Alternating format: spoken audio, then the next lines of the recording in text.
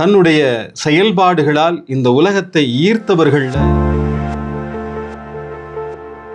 Master all, அதாவது ஜிஜிட்சு, அகிடோ, judo நிறைய marshal ஆர்ட்ஸை வச்சு ஒரு கலை அவராக வந்து குழலி மீடியா டாக்ஸ் நேயர்களுக்கு அன்பு வணக்கம். அன்பு நெஞ்சங்களே, ஒரு அற்புதமான ஆளுமையோட நினைவு நாள் இன்னைக்கு. உலகத்தில் சிறந்த மாவீரர்களுக்கு அழிவில்லை அப்படின்னு சொல்லுவாங்க. தன்னுடைய செயல்பாடுகளால் இந்த உலகத்தை ஈர்த்தவர்கள்ல முக்கியமான ஒரு ஆளுமை ப்ரூஸ்லி. ப்ரூஸ்லியோட நினைவு நாள் இந்த ஜூலை 20. அவரை பற்றிய பல விஷயங்களை நம்மோடு பகிர்ந்துகிறதுக்காக நம்முடைய தமிழ்நாட்டின் வாழும் ப்ரூஸ்லி ஆகிய பாலன் லீ அவர்கள் வந்திருக்கிறார்கள். ஒரு அற்புதமான இயக்குனர். அவருடைய ப்ரூஸ்லியின் சண்டைக்கலையை, ஜீத் குவாண்டோ எனும் சண்டைக்கலையை முழுமையாக கற்றவர் பாலன் லீ. அவரை இன்று சந்திப்பதில் மகிழ்ச்சி. வணக்கம். ப்ரூஸ்லி என்று சொன்ன உடனேயே அந்த அதிரடி, அந்த வேகம், கவனக்குவிப்பு எல்லாமே நம்ம கண் முன்னாடி அப்படியே நிற்கும்.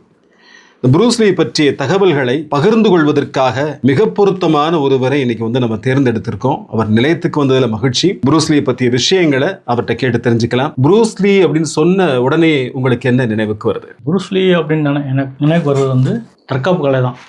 நான் வந்து கராத்தேல ப்ரௌன் பெல்ட் வரையும் வந்திருக்கேன். ஆனால் அது வரைக்கும் எனக்கு வந்து அந்த அவருடைய பண்ணின டெக்னிக்கல் வந்து எனக்கு தெரியல. ஏன்னா அவர் படத்தில் பண்ணி காமிச்சது நான் பழகுனது வரல. அதுக்கப்புறம் குங்ஃபு அப்படின்னு அதுக்கப்புறம் நான் கேள்விப்படுறேன். அது குங்ஃபு அப்படின்னு சொல்லி, அது குங்ஃபுல வந்து விங்சாங் அப்படின்னு ஒரு செயல் இருக்குது. அதை அவர் முறைப்படி கற்றுக்கிட்டார். அது எல்லாம் கேட்டு மிக்ஸ்டு மார்ஷல் ஆர்ட் ஆல், அதாவது ஜிஜிட்சு, அகிடோ, ஜூடோ இப்படி நிறையா மார்ஷல் ஆர்ட்ஸை வச்சு ஒரு கலை அவராக வந்து ஜீத் குவாண்டோ அப்படின்னு ஒரு கலையை உருவாக்குனார். அந்த கலையை அதுக்கப்புறம் தான் எனக்கு அதை கற்றுக்க தான் எனக்கு அது தெரிய வந்துச்சு. அதை வந்து ஒரு குங்ஃபு மாஸ்டர்கிட்ட நான் வந்து கற்றுக்கிட்டேன். அவர் எப்படின்னா முறைப்படி இப்படி தான் பஞ்சு, இப்படி தான் பண்ணணும், இவ்வளோ ஸ்பீட் இருக்கணும், இவ்வளோ டெக்னிக் இப்படி முறைப்படி பண்ணணும் அப்படின்னு சொல்லி கொடுத்தாரு. அதை வச்சு நான் அவருடைய இதை நான் கற்றுக்க ஆரம்பித்தேன். முதல்ல நீங்கள் ஒரு ப்ரூஸ்லி படம் பார்க்குறீங்க. அப்போ உங்களுக்கு அந்த உணர்வுகள் எப்படி, மன உணர்வுகள் எப்படி இருந்தது? என்ன படம் நீங்கள் முத பார்த்தீங்க? உங்கள் மன உணர்வுகள் எப்படி இருந்தது? நான் முதல்ல பார்த்தோன்னா என்டர் தி டிராகன் படம். அது தூர்தர்ஷனில் வந்து தமிழில் வாரத்துக்கு ஒரு படம் போடுவாங்க.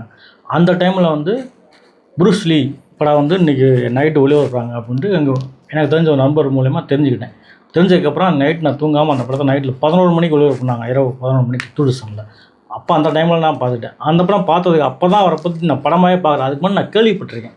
ஒரு தீப்பெட்டியில் பற்றி பார்த்தது எல்லாமே கேள்விப்பட்டிருக்கேன். பிரம்மாண்டமாக சொல்லுவாங்க. நான் இருந்தாலும் அவரை நேரில் பார்க்கணும்னு இருந்தேன். அந்த படத்தை பார்த்ததுக்கப்புறம் அவர் எப்படி இருப்பார் அப்படின்னா, அவர் இறந்த செய்தி எனக்கு அந்த படம் பார்த்ததுக்கப்புறம் தெரிஞ்சிச்சு. அவர் இறந்துட்டார் அப்படிங்கிறது எனக்கு அப்போ தான் தெரியும். ஆனால் அப்போ இருந்து இப்போ வரைக்கும் நான் அவரோட தற்காப்பு கலை ஆசானாகவும், ஒரு நடிகராகவும், ஒரு தத்துவ, அதாவது வாழ்க்கையை சொல்லித்தர தத்துவ ஞானியாகவும் நான் புரிஞ்சுக்கிட்டேன். அவரை இன்ன வரைக்கும் அதை கடைபிடிச்சிட்டு இருக்கேன். பாலன் லீ அவர்கள் வந்து என்டர் தி டிராகன் அப்படிங்கிற படத்தை வந்து தூர்தர்ஷனில் பார்த்தாரு. எங்களுடைய காலகட்டத்தில் நாங்கள் அந்த என்டர் தி டிராகனை வந்து திரையரங்குகளில் பார்த்துருக்கோம். இந்த திரையரங்குகளில் அந்த படம் வெளியான புதிதில் தமிழ்நாட்டில் இருக்கக்கூடிய எல்லா மக்களுக்கும் ப்ரூஸ்லி ஃபீவர்னு சொல்லக்கூடிய ப்ரூஸ்லி ஜுரம் பற்றிக்கிட்டது. அதனால் என்ன ஆச்சு அப்படின்னு பார்த்தீங்கன்னா, எல்லா பேருமே ப்ரூஸ்லி உருவம் பொறிக்கப்பட்ட ஒரு மஞ்சள் நிறத்துலையோ அல்லது வந்து ஒரு செங்கலரில் செம்மை நிறத்துலையோ ஆன அந்த டிஷர்ட்டுகளை போட்டிருப்பாங்க. அந்த டிஷர்ட்டில் பார்த்தீங்கன்னா ப்ரூஸ்லி வந்து டிராகனோட சண்டை போடுற மாதிரி, ப்ரூஸ்லி இந்த நுஞ்சா கட்டையை வச்சுருக்கிற மாதிரி, ப்ரூஸ்லி சில ஸ்டெப்ஸ் வச்சுருக்க மாதிரியான படங்கள் எல்லாம் நிறைய வந்து வரும் அந்த காலகட்டத்தில். நானும் கூட அதையெல்லாம் போட்டுட்டு தெரிஞ்ச ஒரு சின்ன பையன்தான் அந்த காலகட்டத்தில். 70s 70களில் பார்த்தீங்கன்னா கிட்டத்தட்ட தமிழ்நாடே ப்ரூஸ்லிக்கு பின்னாடி போச்சுன்னு சொல்லலாம். தமிழ்நாட்டில் இருக்கக்கூடிய நடிகர்கள் எல்லாம் மறந்துட்டு ப்ரூஸ்லி படம் எப்போ வெளியாகும் அப்படின்னு திரையரங்குகளில் காத்து கிடந்த காலம்லாம் இருக்குது. ப்ரூஸ்லி படத்துக்கு போகிறோம் அப்படின்னாலே அது ஒரு மிகப்பெரிய மகிழ்ச்சியாக இருக்கும். அந்த படத்துக்கு போகிறோங்கிறதுக்கு முன்னாடி நம்ம ப்ரூஸ்லியாக மாறிடுவோம். அங்கே படத்துக்கு போகிற ஆட்கள் எல்லாமே ப்ரூஸ்லியாக மாறிடுவாங்க. பார்த்தீங்கன்னா இந்த திரையரங்குகள் அவ்வளவு உற்சாகமாக இருக்கும் ப்ரூஸ்லி படம் பார்க்குறது. என்னுடைய அனுபவம் அது. அப்படி நிறைய பேர், என்னுடைய நண்பர்களாகட்டும், நானாகட்டும், எல்லாரும் ஆளுக்கு ஒரு ப்ரூஸ்லி டிஷர்ட்டை போட்டுட்டு சுற்றிக்கிட்டு இருந்த ஒரு காலம் அந்த 70களில். என்டர் தி டிராகன் மிகப்பெரிய வெற்றியை பெற்றது. அதற்கு முன்னாடியே பல படங்கள்ல வந்து நம்ம ப்ரூஸ்லி அவர்கள் நடிச்சிருக்காரு, எடுத்திருக்காரு. அந்த படங்களை பத்தி சொல்லுங்களேன். அதாவது அவர் நிறையா டிவி சீரியல் பண்ணியிருக்காரு. அமெரிக்காவில் அவர் படிச்சுட்டு இருக்கும்போது அவர் வந்து பிலாசபி படித்தார். படிச்சிருக்கப்போ நிறைய டிவி சீரியல் படிச்சிருக்காரு. அந்த சமயத்தில் ஜிட் கோண்டோ அப்படின்னு ஒரு கிளாஸ் அவர் அமெரிக்காவிலே ஆரம்பிச்சிருக்காரு.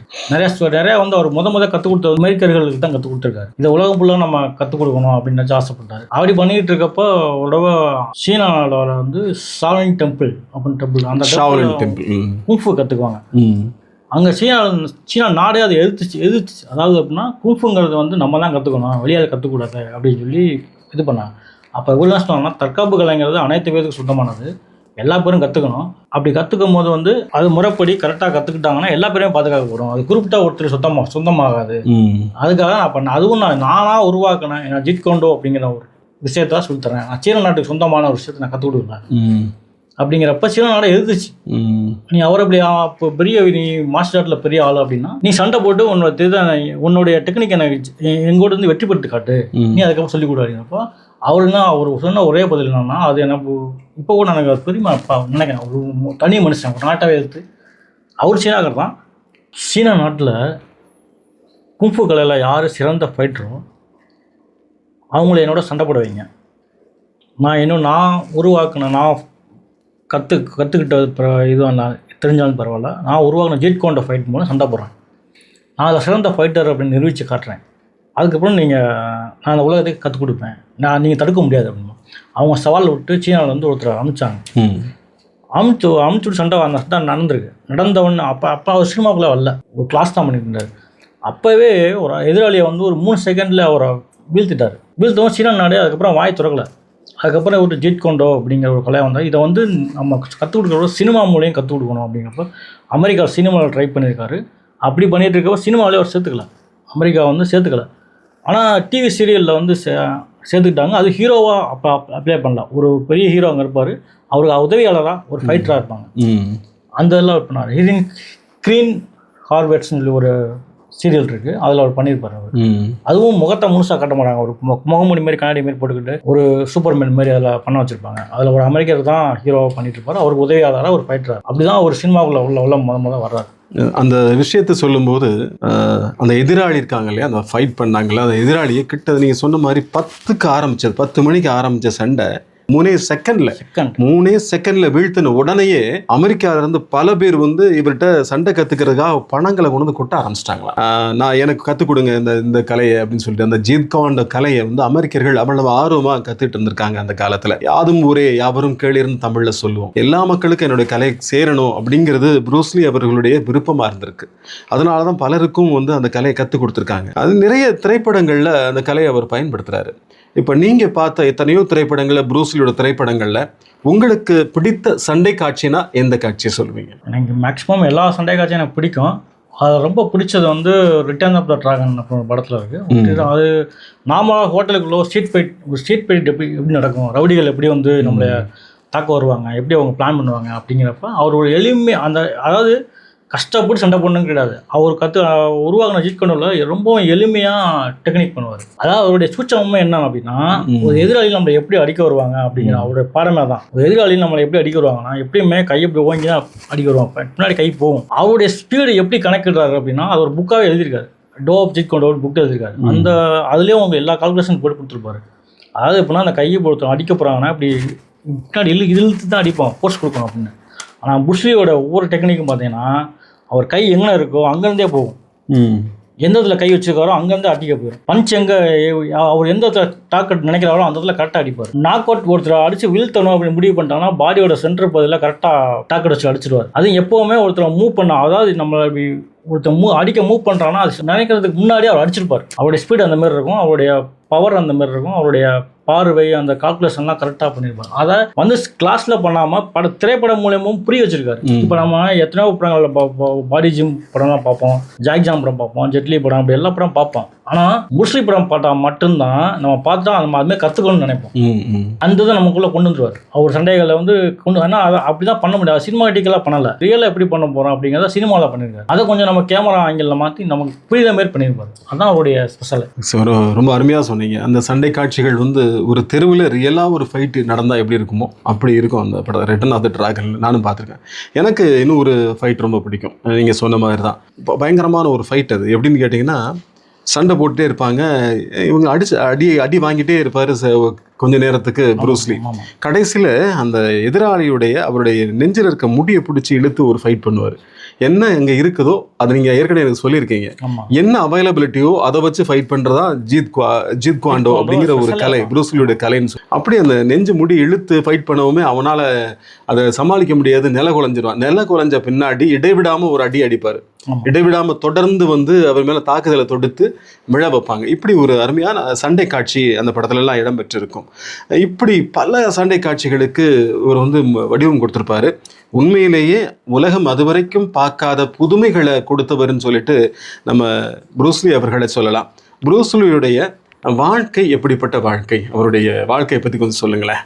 அவர் வாழ்க்கை வந்து சின்ன வயசுலேருந்து கொஞ்சம் அவங்க அப்பா அம்மா வந்து நாடக நடிகர்கள் தான். அவர் கொஞ்சம் தெருவில் சின்ன படிக்கிற வயசுலாம் ஹாங்காங்கில் தான் இருந்தார். அவர் இளமை பருவத்துக்கு வர்றப்போ தான் அமெரிக்காவுக்கு போனார். அவரே ஹாங்காங்கில் இருந்தார். அந்த சமயத்தில் பார்த்தீங்கன்னா தெருவில் சின்ன சின்ன நாடகமெல்லாம் பண்ணுவாங்க, அதெல்லாம் பண்ணுவார். ஆனால் நிறைய அடிதடிகள் அவர் பண்ணுவார். அது எப்படின்னா, நான் அவரோட பெரிய பெரிய ஆளுலாம் தாக்க வருவாங்க, அவரோட சண்டை போடுவார். ஆனால் அவர் இந்தமாரி ஒரு எண்ணத்துக்கு வர்றதுக்கு காரணமே, நம்ம வந்து எதிராளிகள் எவ்வளோ பெரிய ஆளாக இருந்தாலும் நம்ம எளிமையாக தாக்கி நம்ம தப்பிச்சுக்கணும் அப்படிங்கிறது தான் அவர் உருவாக்குனார். ஆனால் அது பெரிய லெவலில் வந்துச்சு. அப்படிதான் அவர் அந்த தற்காப்பு கலையை வந்து இது பண்ணி கற்றுக்க ஆரம்பிச்சார். அதில் விங்ஷன் அப்படிங்கிற கலையை வந்து முறைப்படி நல்லா கற்றுக்கிட்டார். அவருடைய மாஸ்டர் வந்து இப்மேன் அப்படின்னு சொல்லுவாங்க. இப்மேனுக்கு ஒரு வரலாறே இருக்குது. அந்த வரலாறு கூட நான் 5 பாட்டாக படமாக கூட எடுத்திருக்காங்க.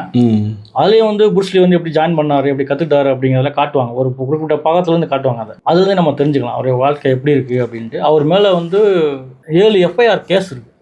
அது 7ஆவே இருக்கு. அது இருக்கும் போதே ஒரு கப்பலில் தான் இங்கேருந்து அமெரிக்காவுக்கு போனார். கப்பலில் போய் தான் அங்கே போய் பிளாஸ்டப்பி காலேஜை சேர்ந்து ஹோட்டலில் படிச்சுக்கிட்டு ஹோட்டலில் ஈவினிங் டைமில் சர்வே வேலை பார்த்துருக்காரு. அமெரிக்காவில் பெரிய பெரிய ஹோட்டலில் வந்து சர்வே வேலை பார்ப்பார். அப்படி தான் ஒரு அது வருமானம் பத்தாது, கிளாஸ் வச்சு நடத்துவோம் அப்படின்னாரு. அந்த சமயத்தில் அவர் காதலிக்க ஆரம்பித்தார். அந்த கிளாஸுக்கு வந்து ஒரு பொண்ணு லிண்டான் அவங்க பேர், அவங்கள வந்து காதலிச்சு கல்யாணம் பண்ணிக்கிட்டார். இந்த சுவையான ஒரு சம்பவம் இதை சொல்லும்போது எனக்கு நினைவுக்கு வருது. அவருடைய வாழ்க்கையில் பார்த்தீங்கன்னா, அவர் சொன்ன மாதிரி தான் ஒரு சின்ன குரூப், அவங்களோட குரூப்பு அந்த டைகர்ஸ் ஆஃப் ஜங்ஷன் ஸ்ட்ரீட்னு சொல்லிட்டு ஒரு குரூப் இருந்திருக்கு. அந்த குரூப்பில் தான் ப்ரூஸ்லி இருந்திருக்கிறாரு. அந்த சின்ன குரூப்புங்கிறனால பெரிய பெரிய சண்டை பண்ணுற குரூப் எல்லாம் வந்து உங்களை அடிச்சு போட்டுருவாங்க. எப்போ பார்த்தாலும் அடி வாங்கிட்டே இருப்பார். நம்ம வடிவேலுடைய நகைச்சுவையில் வந்த மாதிரி தான், அடித்த கட்டதுரைக்கு எவ்வளோ அடித்த இவருக்கு எவ்வளோ இருக்கும் அப்படிங்கிற மாதிரி, அடி வாங்கின கட்டத்துறைக்கு எவ்வளோ இருக்குங்கிற மாதிரி இவர் வந்து சண்டை போட்டுகிட்டே இருப்பார். ஆனால் சண்டையிலலாம் அடி வாங்கிட்டே வந்துட்டு இருப்பாங்க. அப்போ ஒரு நாள் அவங்க அம்மாட்ட வந்து சொல்கிறாரு, நான் இந்த மாதிரி கராத்தே கற்றுக்க போகிறேன்னு சொல்லிட்டு அவங்க அம்மாவும் ஆசீர்வாதம் பண்ணி அனுப்பி வைக்கிறாங்க. அதுக்கு முன்னாடி இவர் என்ன பண்ணிடுறாருன்னு கேட்டிங்கன்னா, ஒரு கட்டத்தில் வந்து கற்றுக்கிறாரு அந்த சீன கலைகளில். அவர் நீங்கள் சொன்ன மாதிரி அந்த இப்மேன்ட்ட வந்து அந்த கலைகள்லாம் கற்றுக்கிறாரு. அப்போ என்ன ஆயிடுச்சு, ஒரு பக்குவம் வந்த பின்னாடி இந்த சண்டை கலையை நல்லா கற்றுக்கிட்ட பின்னாடி ஹாங்காங்குடைய கவுன்சிலர் இருக்காங்களே, அவர் மகனை போட்டு அடின்னு அடித்து உயிர் போகிற அளவுக்கு ஆக்கிறாரு ப்ரூஸ்லி. இவங்க ஏகப்பட்ட ஆட்களை எல்லாம் அடிக்க வர்றாங்க. ஊருக்குள்ள சினிமாவில் நடந்ததை விட பயங்கரமான ஒரு சம்பவம் இது. அடிக்க வர்றாங்க. அதனால இவர் என்ன பண்றாங்க, இவரை வந்து அமெரிக்காவுக்கு அனுப்புறாங்க. என்ன விஷயம் அப்படின்னு கேட்டீங்கன்னா, அமெரிக்கா போகும்போது மொத்தம் இருந்தது ஒரு $100. கப்பல்ல ஏறி போறாரு. அப்ப அந்த கப்பல்ல அமெரிக்கர்கள் நிறைய இருக்காங்க. அதுக்கு முன்னாடி ஒரு சின்ன சம்பவம், தன்னுடைய காதலியை கைப்பிடிக்கணுங்கிறதுக்காக அந்த காதலிக்கு பிடிச்ச ஒரு நடன கலையை கத்துக்கிறாருன்னு சொல்றாங்க ப்ரூஸ்லி. பயங்கரமான அதிவேக சண்டைக்காரர் தான், யாருமே பண்ண முடியாத அளவுக்கு ஃபைட் பண்றவர் தான். பல நளினங்களோட மிக மென்மையான ஒரு சாசாங்கிற ஒரு நடனக்கலை, அந்த நடனத்தை முழுசா கத்துக்கிறாரு ப்ரூஸ்லி. இந்த நடனத்தை அங்க இருக்கக்கூடிய அந்த கப்பல்ல பயணம் செஞ்ச அமெரிக்கர்களுக்கு கத்துக் கொடுத்து போகும்போது பல $100 சம்பாதிச்சார். ஏறும்போது இருந்த டாலர் வந்து $100 தான். நடனத்தை கத்துக் கொடுத்து பல $100 சம்பாதிச்சிருவாரு. அவர் சொல்ற ஒரு விஷயம் என்னன்னு, எந்த ஒரு நிமிஷத்தையும் நீங்க வீணாக்காதீங்க. கப்பல்ல போற அந்த நிமிஷத்தை கூட ப்ரூஸ்லி வீணாக்கல. அவர் நமக்கு சொன்ன விஷயம், எந்த நிமிடத்தையும் நீங்க வீணாக்காதீங்க, அந்த நிமிடத்தை நம்மளால திரும்ப பெற முடியாது அப்படிங்கறத தன்னுடைய வாழ்நாள் கொள்கையாவே கொண்டிருக்காரு நம்ம ப்ரூஸ்லி அவர்கள். ரொம்ப அருமையான ஒரு அமெரிக்காவில் போய் காலடி வைக்கிறாரு. நிறைய நீங்க சொன்ன மாதிரி வந்து அங்க கலைகளை நிறைய கத்துக்கிறாரு. அங்கேயும் கத்துக்கிறாரு, இங்கேயும் கத்துக்கிறாரு. இது எல்லாம் சேர்ந்து உருவாக்கின ஒரு கலை தான் ப்ரூஸ்லியுடைய கலை தான் ஜீத் குவாண்டோ. ஜீத் குவாண்டோடைய அந்த தத்துவத்தை பத்தி சொல்லுங்களேன். அது என்ன தத்துவத்தின் அடிப்படையில் அந்த ஜீத் குவாண்டோ அப்படிங்கிற கலை வந்து அவருக்கு எல்லாத்துக்கும் எடுத்து சொன்னாரு? அவர் சிம்பிளா ஒரு வார்த்தையில் தான் சொன்னார். ஒருவர் நம்மளை தாக்க வந்தான்னா எதிர்த்து திருப்பி தாக்கணும். அது வந்து மின்னல் மாதிரி இருக்கணும் அப்படின்னு. அதாவது நம்ம தாக்குறது மின்னல் மாதிரி இருக்கணும். இந்த ஸ்பீடு அதான் சொல்றாங்க. அதாவது மின்னல் எவ்வளவு வேகமா போகும், கரண்ட் எவ்வளவு வேகமா போகும். ஒரு சுவிட்ச் போட்டா லைட் தெரியும், அந்த மாதிரி செயல்படும். சுவிட்ச் இப்படி கீழே வந்து அமுக்கின உடனே ஆன் ஆயிரும், லைட் ஆன் ஆயிரும். அந்த ஸ்பீடு வந்து சண்டை முறையில் இருக்கணும். அதுக்கு வந்து நமக்கு பவர் ரொம்ப முக்கியம். ஸ்பீடு பவர் எல்லாமே நம்ம பவர் கொடுத்தாலுமே நம்ம பாடி வந்து தண்ணி மாரி இருக்கும். தண்ணினா எப்படின்னா தண்ணி கனமாக அழுத்தம் அதிகமாக இருக்கும், பாடி ரொம்ப ஸ்ட்ரென்த்தாக இருக்கும். பவர் அதாவது அடிக்கடி சொல்லுவார் என்னுடைய நண்பரை வந்து, நான் வந்து என்னோட நண்பரை நெருங்கிய நண்பர், நான் உள்ளாந்து நான் உணர்ந்த நண்பர் வந்து வாட்டர் தண்ணி தான் சொல்லுவார். எந்த இடத்துலையும் தண்ணி மாரி செயல் பண்ணணும் அப்படின்னா தண்ணி எந்த இடத்துல போயிருக்கோ அதே மாறிடும். அதை சொன்ன மாதிரி அவருடைய மிக முக்கியமான தத்துவங்கள்ல ஒன்று பி வாட்டர் அப்படிங்கிறது. பி வாட்டர்னா நீராக இரு. புரூஸ்லியுடைய வாழ்க்கை தத்துவமா இருந்திருக்கு. தண்ணீர் எப்படி வேகமா பாயுமோ அது மாதிரி வேகமா பாயணும். தண்ணீர் எப்படி அடி தாங்குமோ, நீங்க உலகத்துல எதை அடிச்சாலும் உடையும், தண்ணீரை நீங்க உடைக்க முடியாது. காட்சிகளை பார்த்துருமே, ஒரு கலவரத்தை கலைக்கணும்னா தண்ணீரை பீச்சு அடிப்பாங்க. என்ன காரணம்னா அந்த வேகத்தை தாங்க முடியாது. அடிக்கிறதுலையும் தண்ணியாயிரு, அடி தாங்கிறதுலையும் தண்ணீராயிரு. வாழ்க்கையில தண்ணீராயிரு நெகிழ்வுத்தன்மையோடு இருக்கலாம். அந்த நெகிழ்வுத்தன்மைக்கும் அதை சொல்றாரு. ஒரே ஒரு வரிதான். நம்ம ஔவையார் சொல்லுவாங்க வரப்புயர அப்படின்னு சொல்லிட்டு வாழ்த்துவாங்க. அது மாதிரி புரூஸ்லிட்ட இருந்து நம்ம கத்துக்கக்கூடிய பாடம் நீராக இருன்னு சொல்லி நம்ம பாலன் லீ சார் சொன்னாங்க. குறிப்பிட்ட ஒரு விஷயம் என்னன்னா, அவர் தண்ணீரை பத்தி அதிகம் சொல்லியிருப்பாரு. ஆனா அவருக்கு வந்து நீச்சல் தெரியாது. அவர் வாழ்க்கையில வந்து அவர் கத்துக்காத ஒரு விஷயம் என்னன்னா, தற்காப்புக்காக தண்ணீர் நீச்சல் தெரியாது. அதுமாதிரி நிறைய எதற்கும் அஞ்சாத ஒரு வீரனுக்கு பயம் இருந்ததுன்னா அது நீச்சல் அடிக்கிற தண்ணீர்ல வந்து அவர் வந்து இறங்க மாட்டார் அப்படின்னு சொல்லுவாங்க. அவருடைய வாழ்க்கையை நம்ம பார்க்கும்போது நமக்கு சொல்லக்கூடிய ஒரு விஷயம், அவர் அடிக்கடி சொல்ற விஷயம், 10,000 அடிமுறைகளை கத்துக்கிட்டவனை பார்த்து எனக்கு பயம் இல்லை, ஒரே ஒரு அடியை 10,000 முறை பயிற்சி செய்யறான் இல்லையா, அவன் மேலதான் எனக்கு பயம், அவன் தான் ஆபத்தானவன் அப்படின்னு சொல்லுவார். பல தற்காப்புகளை கற்றுக்கிட்டவன் நான் நேரில் பார்த்துருக்கேன். நான் சண்டையும் போட்டிருக்கேன் அவங்களோட. என்னதான் புருஸ்லி நான் மனசால ஆழ்ந்த மனசு நினைச்சாலும் அவருடைய டெக்னிக்கை நல்லா பயன்படுத்த முடியும், பண்ணியிருக்கேன். ஆனால் அவர் அளவுக்கு நான் வெற்றி பெற்றதும் இல்லை. ஏன்னா அதில் நிறையா தோல்விகளும் நான் கண்டிருக்கேன், அதில் நிறையா அனுபவப்பட்டிருக்கேன். தோல்விகளை கண்டு பயப்படாதீங்கன்னு தான் சொல்லுவார். ஏன்னா அவர் 1000 தோல்விகளை சந்தித்த பின்னாடி தான் கராத்தே கலையை கற்றுக்கிட்டு அமெரிக்காவுக்கு போகிறாரு. அவர் சில விஷயங்கள் சொல்லியிருக்காரு தத்துவம். அப்படின்னா நீங்கள் ஒரு ஆள்தோஸ் எதிராளி ஒரு சண்டை போடுறப்ப பார்த்தீங்கன்னா, நீங்கள் தோத்துட்டீங்க அப்படின்னு நீங்கள் டெக்னிக் கரெக்டாக பண்ணியிருப்பீங்க, ஆனால் தோற்றுருப்பீங்க. தோத்துட்டீங்க அப்படின்னு கவலைப்படுறதை விட எப்படி தோத்தீங்க அப்படின்னு கண்டுபிடிச்சிங்கன்னா நீங்கள் என்ன மிஸ்டேக் பண்ணீங்கிறத உங்களுக்கு தெரிஞ்சுக்குவீங்க. நீங்கள் அந்த மிஸ்டேக் நீங்கள் தான் தெரிஞ்சுக்கிட்ட தான் நீங்கள் திருத்தி கற்றுக்க முடியும். இன்னொரு நாளும் சொல்லித்தர மாட்டாங்க. அதை தவிர நீங்களே திருத்திக்கிறதுக்கு தான் நீங்கள் தோல்வி அடைகிறது. அதெல்லாம் சண்டையில் வந்து சகஜம் தான். தோல்வி வெற்றி தோல்வி எல்லாமே சகஜம் தான். ஆனால் அது எனக்கு கண்டிப்பாக எனக்கு மேலே சக்தி இருக்குன்னு சொல்லியிருக்காரு. ஆனால் அது வந்து நான் சந்திக்கலை. ஆனால் எனக்கு கண்டிப்பாக எனக்கு தோல்வி இருக்குன்னு சொல்லியிருக்காரு. அதே மாதிரி இவரோட பிறப்பை கூட ஒரு அதிசயமாக சொல்லுவாங்க. இவர் பிறந்தது வந்து டிராகன் நட்சத்திரம்னு சொல்லுவாங்க. அவரோட பிறந்த நாளில் 1940 பிறந்தார் அவர். டிராகன் நட்சத்திரம்னு சொல்லுவாங்க. அப்படி பிறப்பவர்களுக்கு மிகப்பெரிய ஒரு ஆற்றல், ஒரு சக்தி வந்து சேரும் அப்படின்னு சொல்லிட்டு அந்த சீனாவுடைய நம்பிக்கை, சீன மக்களுடைய நம்பிக்கை. ஆனால் போக போக போக அந்த பணம் தான் ஈட்டும் போது மேலும் மேலும் மேலும் பணம் ஈட்டணும்னு நினச்சிருக்காரு. ஒரு நிமிஷத்து கூட அவர் சொன்ன மாதிரி வீணாக்க மாட்டார். ஒன்று பயிற்சியில் இருப்பார், இல்லைன்னா ஷூட்டிங்கில் இருப்பார், அப்படி இல்லைன்னா நடனக்கலைகளை பயிற்சி பண்ணுவார், இல்லைன்னா கற்றுக் கொடுத்துருப்பார். இப்படி தொடர்ந்து ஒரு நிமிடம் கூட தன்னுடைய வாழ்நாள் அவர் வீணாக்கினதே இல்லை அப்படின்னு சொல்லுவாங்க. அவருடைய பார்வை வந்து வேறு யாருக்கும் அமையாத ஒரு பார்வை, புலியின் பார்வை, அதோட கூர்மை புரூஸ்லிக்கு இருக்குன்னு சொல்லுவாங்க. புரூஸ்லியை விட சிறந்த கவனிப்பாளர்கள் யாரும் இல்லைன்னு சொல்லுவாங்க. காதுகள், கண்கள், மூளை எல்லாமே ஒரு குறிப்பிட்ட அந்த சப்தங்களை கூட கிரகிச்சு அதை வந்து உணர்ந்துக்கிட்டு உடனே அதை வந்து நீங்கள் சொன்ன மாதிரி மின்னல் வேகத்தில் எதிர்க்கக்கூடிய ஆற்றல் இருந்ததுனால முன்னாடி நிற்கிறவன் மிகப்பெரிய மலையாக இருந்தாலும் ஒரு நிமிஷத்தில் அவரால் வீழ்த்த முடிஞ்சிருக்கு அந்த காலகட்டத்தில். அந்த அளவுக்கு மிகச்சிறப்பான கவன குவிப்பும் அந்த பார்வை திறனும் புரூஸ்லி கிட்ட இருந்திருக்கு அப்படின்னு சொல்லுவாங்க. எப்பவுமே நெகிழ்வுத்தன்மையில இருந்தா மட்டும்தான் உங்களால மிகப்பெரிய சாதனைகளை படைக்க முடியும்னு சொல்லியிருக்காரு. நீ இரும்பு மாதிரி இருக்கணும்னு சொல்லியிருக்கலாம், பாறை மாதிரி இருங்கன்னு சொல்லியிருக்கலாம். ஆனா ஏன் தண்ணி மாதிரி இரு அப்படின்னாருன்னா, வலிமையானது தண்ணி தான். அடிச்சாலும் அடிக்க முடியாது, உடைச்சாலும் உடைக்க முடியாது, வளைச்சாலும் வளைக்க முடியாது தண்ணியை. எந்த பாத்திரத்தில் ஊற்றி வச்சாலும் அந்த பாத்திரமாகவே மாறக்கூடியது தண்ணி. அது அதனுடைய வடிவமாக மாறக்கூடியது சொல்லுவாங்க. ராமாயணத்துல வாலியை பத்தி சொல்லும்போது சொல்லுவாங்க, எதிர்த்து சண்டையிடுவோருடைய பலத்துல பாதி பலம் வாலிக்கு வந்துருன்னு சொல்லுவாங்க. இவரு எதிர்த்து சண்டை போடுற ஆளோட முழு பலத்தையும் காலி பண்ணிடுவாரு. முழு பலத்தையும் காலி பண்ணிட்டு அவனை வீழ்த்திடுவார். அதுதான் புரூஸ்லியோடைய ஒரு தாரக மந்திரமா இருந்திருக்கு. நிறைய உங்களுடைய குரு கிட்ட இருந்து பயிற்சி எல்லாம் எடுத்துறீங்க. உங்க குருவை பத்தி சொல்லுங்களேன். என்னுடைய குரு வந்து KR சாக்கி சங்கர்னு பேர். அவர் திண்டுக்கல்ல வந்து குங்ஃபு கிளாஸ் வச்சு நடத்துறாரு. இப்போ சமீபத்தில் ஊசு கிளாஸ் வச்சு நடத்திட்டு இருக்காரு. நிறைய மாணவ மாணவிகள் கற்றுக்குறாங்க. நான் அவர் மூலியமாக தான் நான் வந்து எல்லாமே, அவர் பஞ்ச் இப்படி தான் வைக்கணும், புருஸ்லி இப்படி தான் வச்சுருப்பாரு. அவர் என்ன குங்ஃபு அனிமல் ஸ்டைல்ஸ் நிறைய சொல்லி தருவார்.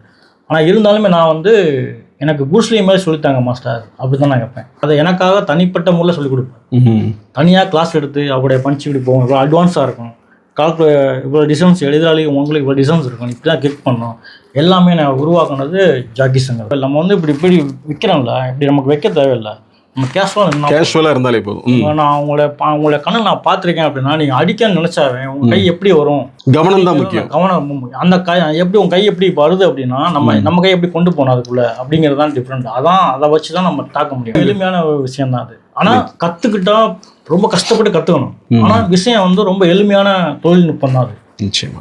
அதே மாதிரி அவருடைய மரணத்திலையும் கூட நிறைய வந்து குழப்பங்கள் இருக்குன்னு சொல்றாங்க. உங்களை பொறுத்தளவுக்கு அவர் மரணம் எப்படி நேர்ந்ததுன்னு நினைக்கிறீங்க?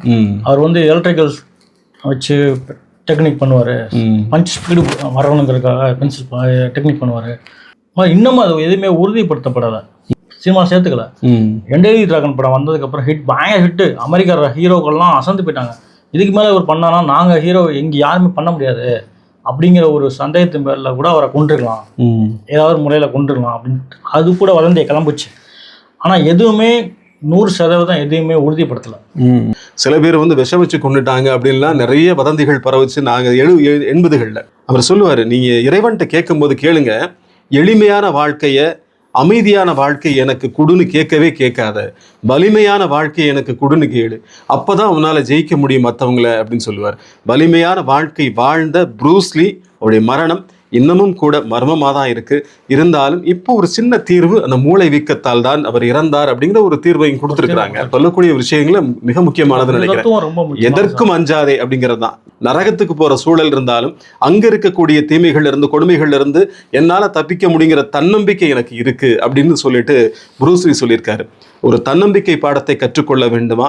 ஒருவன் வந்து எப்போதுமே எல்லாவற்றிலும் வெற்றி பெறணும். அதுதான், எல்லாவற்றிலும் வெற்றி பெற அளவுக்கு முன்னேறணும். அதற்கான பயிற்சியை எடுத்துக்கணும். நீர் போல இருக்கணும். வெற்றி தோல்விகள் வந்தாலும் ஏத்துக்கிட்டு மீண்டும் வெற்றி பெறதுக்கு முயற்சிக்கணும். இதை எல்லாமே வாழ்க்கை பாடமா நம்ம ப்ரூஸ்லி அவர்கிட்ட இருந்து எடுத்துருக்கோம். நம்ம இயக்குனர் பாலன் லீ அவர்கள் ஒரு தற்காப்பு கலை படம் எடுக்க போறாரு. சங்காரம் அப்படிங்கிற ஒரு படத்தை தொடங்கியிருக்காங்க. அந்த படம் வெற்றி பெறுவதற்கு நம்முடைய மீடியா டாக்ஸ் சார்பாக வாழ்த்துக்களை தெரிவித்துக் கொள்கிறோம். நிச்சயமா உங்கள் மூலமாக நிறைய தற்காப்பு கலை திரைப்படங்கள் இது தமிழகத்திற்கு வரணும். வாழ்த்துகள். இவ்வளவு நேரம் எங்களுக்காக உங்களுடைய நேரத்தை ஒதுக்கி ப்ரூஸ்லி அவர்களை பற்றி நினைவுகளை பகிர்ந்து கொண்டதற்காக மிக்க நன்றி. நன்றி சார்.